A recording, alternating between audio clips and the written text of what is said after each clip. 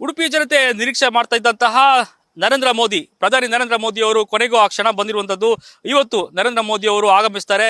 ಸುಮಾರು 40 ನಿಮಿಷ ಬೇಗನೆ ಅವರು ಉಡುಪಿಗೆ ಆಗಮಿಸ್ತಾರೆ. ಸುಮಾರು 7:25ಕ್ಕೆ ಡೆಲ್ಲಿಯಿಂದ ಬಿಟ್ಟು ನಂತರ ಇಲ್ಲಿ ಸುಮಾರು 10:25 ಆ ಸಮಯದಲ್ಲಿ ಮಂಗಳೂರಿಗೆ ಏರ್ಪೋರ್ಟ್ ನಂತರದಲ್ಲಿ 11 ಗಂಟೆಗೆ ಸುಮಾರು ಹೊತ್ತಿಗೆ ಉಡುಪಿಗೆ ಬಂದಿರ್ತಾರೆ. ಇದು ನೋಡ್ತಾ ಇರ್ಬೋದು, ಇದೇ ನರೇಂದ್ರ ಮೋದಿ ಅವರು ಬರುವಂತಹ ದಾರಿ. ಇಲ್ಲಿಂದ ಸುಮಾರು 400 ಮೀಟರ್ ದೂರದಲ್ಲಿರುವಂತಹ ಒಂದು ಹೆಲಿಪ್ಯಾಡ್, ಅಲ್ಲಿ ಅವರು ಬಂದಿಳ್ತಾರೆ. ಮಂಗಳೂರು ಏರ್ಪೋರ್ಟ್ ಇಂದ ನೇರವಾಗಿ ಆದಿಯುಡುಪಿ ಹೆಲಿಪ್ಯಾಡ್ಗೆ ಸೇನಾ ಹೆಲಿಕಾಪ್ಟರ್ನಲ್ಲಿ ಆಗಮಿಸ್ತಾರೆ. ಸುಮಾರು 10:25ಕ್ಕೆ ಮಂಗಳೂರಿಂದ ಬಿಟ್ಟು 10:55ಕ್ಕೆ ಇಲ್ಲಿ ಏನು ಆದಿಯುಡುಪಿಯ ಹೆಲಿಪ್ಯಾಡ್ಗೆ ಅವರು ಆಗಮಿಸ್ತಾರೆ. ಆಗಮಿಸಿದ ನಂತರದಲ್ಲಿ ಅವರ ಸ್ವಾಗತ ಅಲ್ಲಿ ಹೆಲಿಪ್ಯಾಡ್ನಲ್ಲಿ ಭರ್ಜರಿ ಅವರನ್ನು ಸ್ವಾಗತಿಸಲಾಗುತ್ತೆ. ಆ ನಂತರದಲ್ಲಿ ಭದ್ರತಾ ವ್ಯವಸ್ಥೆಗಳನ್ನ ಪ್ರಕ್ರಿಯೆ ಏನಿದೆ ಕಾನ್ವಾಯ್ ಮೂಲಕ ಅವರು ಈ ಬನ್ನಂಜೆ ಇಲ್ಲಿ ಕಾಣ್ತಾ ಇದೆಯಲ್ಲ KSRTC ಬಸ್ ನಿಲ್ದಾಣ ಅಲ್ಲೇ ಸಮೀಪದಲ್ಲಿರುವಂತಹ ಒಂದು ಜಂಕ್ಷನ್ ಇದೆ, ನಾರಾಯಣಗುರು ಜಂಕ್ಷನ್ ಏನಿದೆ ಅಲ್ಲಿ ಆಗಮಿಸ್ತಾರೆ. ಅಲ್ಲಿಂದ ರೋಡ್ ಶೋ ಆರಂಭ ಆಗಿದೆ. ರೋಡ್ ಶೋ ಅಂದ್ರೆ ಓಪನ್ ಜೀಪ್ ಅಲ್ಲ, ಬದಲಾಗಿ ಅವರ ಭದ್ರತಾ ಕಾರಿನಲ್ಲೇ ಅವರು ಇರ್ತಾರೆ.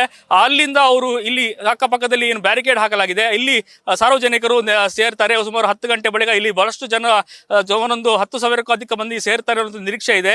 ಇಲ್ಲಿ ಈ ಜನರಿಗೆ ಕೈ ಬೀಸ್ತಾ ಅವರು ತೆರಳ್ತಾರೆ. ಇದೇ ದಾರಿಯಲ್ಲಿ ರೋಡ್ ಶೋ ಅಂದ್ರೆ ಅವರ ಕಾನ್ವಾಯ್ ವೆಹಿಕಲ್ ಏನಿದೆ ಅದು ಬಹಳಷ್ಟು ನಿಧಾನಗತಿಯಲ್ಲಿ ಸಾಗ್ತಾ ಅವರು ಜನರಿಗೆ ವಿಶ್ ಮಾಡ್ತಾ ತೆರಳ್ತಾರ.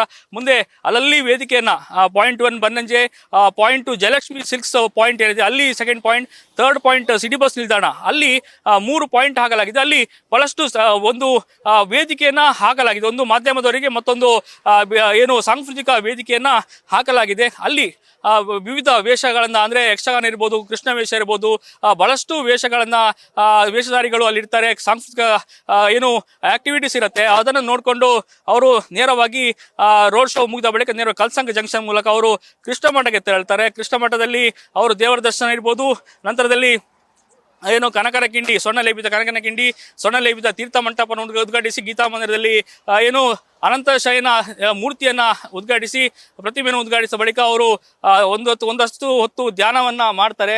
ಆ ಧ್ಯಾನದ ಬಳಿಕ ಅವರು ನೇರವಾಗಿ ಸ್ವಾಮೀಜಿಗಳ ಜೊತೆಗೆ ಮಾತುಕತೆ ನಡೆಸಿ ನಂತರವಾಗಿ ವೇದಿಕೆಗೆ ಬಂದು ಅಲ್ಲಿ ಭಗವದ್ಗೀತೆಯ 15ನೇ ಅಧ್ಯಾಯದಲ್ಲಿ 10 ಶ್ಲೋಕಗಳನ್ನ ಅವರು ಪಠಿಸ್ತಾರೆ. ಇದೆಲ್ಲವೂ ಎಲ್ಲ ಕಾರ್ಯಕ್ರಮದಲ್ಲಿ ಮೋದಿ ಭಾಗವಹಿಸ್ತಾರೆ. ಆ ನಂತರದಲ್ಲಿ ಸುಮಾರು 1 ಗಂಟೆ ಹೊತ್ತಿಗೆ ಅವರು ಅಲ್ಲಿಂದ ತೆರಳ್ತಾರೆ. ನೇರವಾಗಿ ಮಂಗಳೂರು ವಿಮಾನ ನಿಲ್ದಾಣಕ್ಕೆ ಹೋಗಿ ಅಲ್ಲಿಂದ ಗೋವಾಕ್ಕೆ ಹೋಗುವಂಥದ್ದು. ಸದ್ಯ ಎಲ್ಲವೂ ಕಾರ್ಯಕ್ರಮ ಆಗ್ತಾ ಇದೆ. ಹೀಗಾಗಿ ಭದ್ರತಾ ದೃಷ್ಟಿಯಿಂದ ಎಲ್ಲ ಸಿದ್ಧತೆಗಳನ್ನ ಮಾಡಿಕೊಳ್ಳಲಾಗ್ತಾ ಇದೆ. ಬನ್ನಂಜೆ ಇರಬಹುದು ಎಲ್ಲ ಪಾಯಿಂಟ್ಗಳಲ್ಲಿ ಮತ್ತು ವೇದಿಕೆ ಬಳಿಯಲ್ಲಿ ಎಲ್ಲ ಸಿದ್ಧತೆಗಳನ್ನ ಈಗಾಗಲೇ SP ಅವರು ಮಾಡಿದ್ದಾರೆ. ಮತ್ತೆ ನಿನ್ನೆ ಕಳೆದ 2 ದಿನಗಳಿಂದ ನಿರಂತರವಾಗಿ ರಾತ್ರಿ ಹಗಲನ್ನದೇ ಎಲ್ಲ ತಪಾಸಣೆಗಳನ್ನು ಮಾಡ್ತಾ ಇದ್ದಾರೆ. ವೇದಿಕೆ ಇರಬಹುದು, ಇಡೀ ರಸ್ತೆಯ ಇಕ್ಕೆಲಗಳನ್ನ ಪರಿಶೀಲನೆ ಮಾಡಲಾಗ್ತಿದೆ. ಇವತ್ತು ಬೆಳಿಗ್ಗೆ ಕೂಡ ಮತ್ತೆ ಪರಿಶೀಲನೆ ಮಾಡಲಾಗಿದೆ. ಕೃಷ್ಣ ಮಠದ ಸುತ್ತಮುತ್ತ, ರಥಬೀದಿ ಸುತ್ತಮುತ್ತ ಯಾರು ಕೂಡ ಅಲ್ಲಿ ಮಲಗ್ಲಿಕ್ಕಿರ್ಬೋದು, ಕೂತ್ಕೊಳ್ಳಿಕ್ಕಿರ್ಬೋದು, ಯಾರಿಗೂ ಅವಕಾಶ ಇಲ್ಲ. ಎಲ್ಲವನ್ನ ತೆರವು ಮಾಡಿದ್ದಾರೆ. ಸದ್ಯ ಎಲ್ಲ ಸಿದ್ಧತೆಗಳು ಆರಂಭವಾಗಿದೆ. ಆಲ್ಮೋಸ್ಟ್ ಮುಗಿದಿರುವಂಥದ್ದು.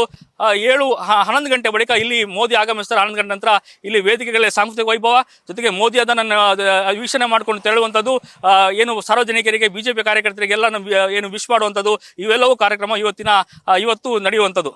ಕ್ಯಾಮರಾ ಪರ್ಸನ್ ರೋಷನ್ ಜೊತೆ ಪರೀಕ್ಷೆ ಶೇಡ್, ನ್ಯೂಸ್ ಫಸ್ಟ್ ಉಡುಪಿ.